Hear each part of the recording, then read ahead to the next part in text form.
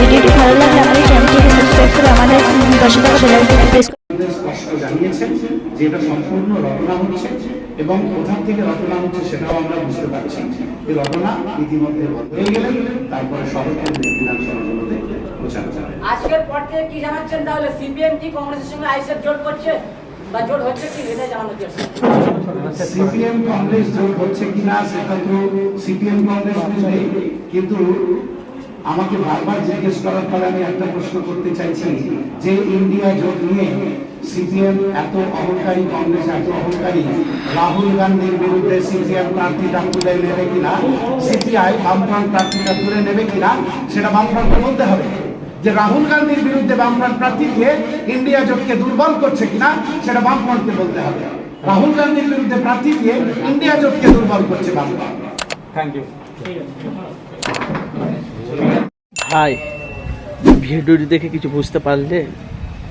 আশ্চর্য ঘটনা, আসমা বিবি আইএসএফ করতো, আইএসএফ 4-5 বছর ধরে আইএসএফ করছে। সে আসমা বিবি এখন তৃণমূলে যোগ দিয়েছে। আইএসএফের দাপটে আসমা বিবি তৃণমূলে যোগ দিয়েছে। কী কারণে দিয়েছে, কী উদ্দেশ্যে দিয়েছে, বাংলার মানুষ বিভিন্ন রকম তাদের মতামত, বিভিন্ন রকম মানুষ তারা কমেন্ট করছে। ভাই, রহস্যটা কী? রহস্যটা কি আপনার একটু কমেন্ট বক্সে মতামত জানাবেন।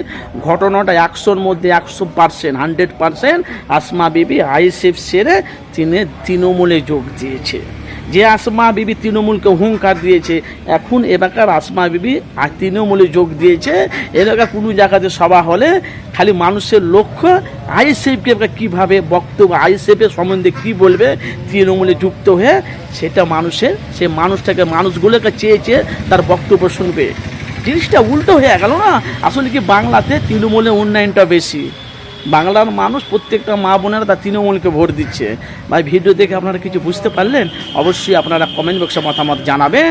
যেহেতু বাংলার উন্নয়ন তৃণমূলের, মুখ্যমন্ত্রী মমতা বন্দ্যোপাধ্যায় তৃণমূলের উন্নয়ন বেশি, কী কারণে গেল? আসমা বিবি কি ভয় পেয়ে গেছে আইএসএফে থাকতে, উনি তৃণমূলে যোগ দিয়েছে? অবশ্যই আপনারা মূল্যবান কমেন্ট বক্সে মতামত জানাবেন।